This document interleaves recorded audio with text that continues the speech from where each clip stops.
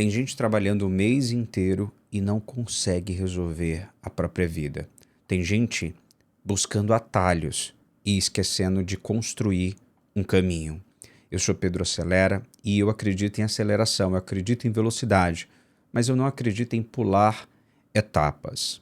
Nós estamos viciados em atalhos. A gente quer o corpo perfeito rápido, a gente quer enriquecer rapidamente, a gente quer ser promovido em 2 anos na empresa. O momento atual nos revela que nós estamos, sim, ansiosos. Ansiosos para encontrar um resultado que leva anos para construir.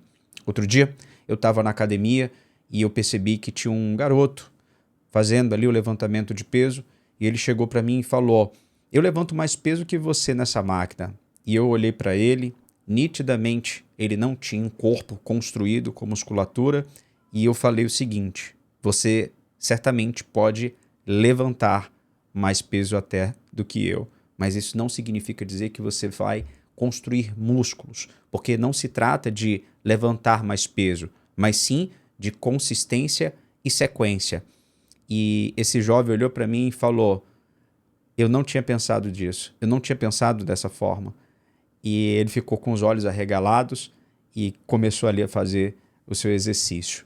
Então, nesse momento, nós estamos com jovens, adultos, mulheres, buscando o atalho. E o que é o atalho? É procurar chegar num resultado que demora anos para ser construído de uma forma instantânea.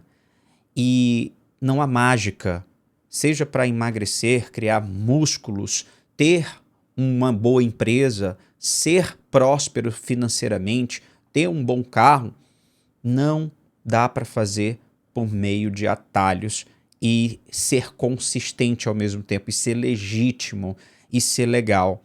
Existem exceções, é claro, mas você e eu, nós não participamos disso.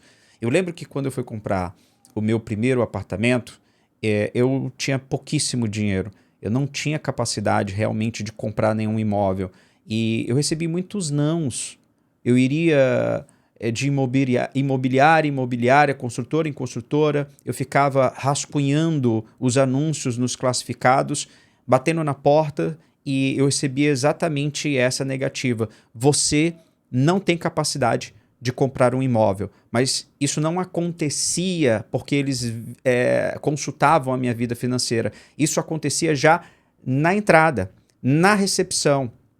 O ano era mais ou menos 2005 para 2006, mais ou menos, e eu ouvi repetidas vezes essa frase. Até que eu coloquei na minha cabeça o seguinte: eu preciso encontrar alguma construtora que me venda com o mínimo de entrada e que eu consiga ter uma parcela que eu seja capaz de pagar, seja capaz de assumir. E foi exatamente o que eu fiz. Rascunhei, busquei, até eu encontrar uma construtora pequena, que tinha um imóvel que ninguém queria comprar. A frase do construtor foi exatamente essa: ninguém quer esse imóvel, ele é de escada, é do lado do sol, ninguém quer comprar. Se você quiser, eu posso te vender na seguinte condição. E aí começou uma negociação. Daquele momento em diante, a minha vida começa a mudar, porque eu saí de uma situação em que eu não conseguiria nem comprar o imóvel e passei a ter o meu primeiro imóvel. E aí, por que isso é importante aqui no nosso papo de hoje? Porque eu vejo que essa geração dos 25 aos 35 anos estão com dificuldade de entender que a construção ela exige um passo a passo. Mas antes desse passo a passo acontecer, você precisa tomar consciência de construir e não ganhar. Quer ver um exemplo? Eu tenho visto muitos jovens, antes eu estava vendo só homens, mas agora eu estou vendo mulheres também fazendo apostas online, a tal das bets. O que está acontecendo? Quando você deposita a sua fé nas bets, nas apostas, seja qual for, tá? Estou usando o bet aqui porque é uma coisa que está muito em voga. Você está transferindo a sua crença de que a sorte vai bater na sua porta. Você está transferindo a força do seu trabalho, a força da sua vida, para uma tacada de sorte. Sabe aquele sentimento que a gente tem quando você joga e fica com aquele entusiasmo e você começa já a fazer conta dizendo, olha, se eu ganhar eu já vou ajudar meu amigo, eu vou ajudar fulano. Eu já passei por isso. Eu não apostei em bets, nunca apostei em bets na minha vida, mas eu já joguei em loteria, já joguei em cartelas. E a gente tem aquele entusiasmo falso, curto, que dura exatamente 24 horas, da hora que você compra o bilhete e a hora que você vê o resultado e você não ganha. Então toda aquela expectativa é quebrada. E aí o sentimento é de fracasso. Só que o teu corpo, a tua mente começa a buscar novamente aquela dose de adrenalina, um misto de conquista, de sonho, é uma confusão mental. E aí a tua crença, ela começa a se depositar naquilo. Não, tá tudo muito ruim, eu vou comprar um bilhete para eu sair dessa pindaíba. Você não vai ganhar. E eu não estou jogando praga em você, eu estou falando de estatística, de matemática. É muito mais nobre, inteligente você construir a sua história, construir a sua casa, comprar seu carro de uma forma legítima. Ah, Pedro, ganhar um prêmio não é legítimo? Eu não estou falando da legitimidade em questão, eu estou falando de legítimo para suas crenças, para a sua cabeça, eu estou falando exatamente disso. Se você não quiser entrar num ciclo, ou até mesmo se você já estiver nesse ciclo de crenças quebradas, de crenças em que te deixa num estado quebrado, não aposte suas fichas na sorte. A sorte, eu acredito nela em um momento em que você está construindo a sua vida, fazendo o que tem que ser feito, pagando o preço e de repente aparecem oportunidades e ali você agarra uma oportunidade e isso para mim é que é sorte. Como aconteceu comigo. Nesse caso do imóvel, eu fiquei lá no classificado rodando para cima e para baixo até que eu encontrei alguém que decidiu falar comigo, alguém que topou falar comigo, depois de muita insistência minha, consegui comprar. Isso é uma sorte. Porque um jovem sem pai nem mãe rico, sem herança, trabalhando em concessionária, vendendo carros, sem reservas grandes financeiras, recém-casado, recém-pai, lutando para pagar a faculdade, pagar a pensão, pagar a sustentação, pagar carro. Então, assim, isso é que é sorte. A sorte, ela acontece quando você está trilhando o caminho.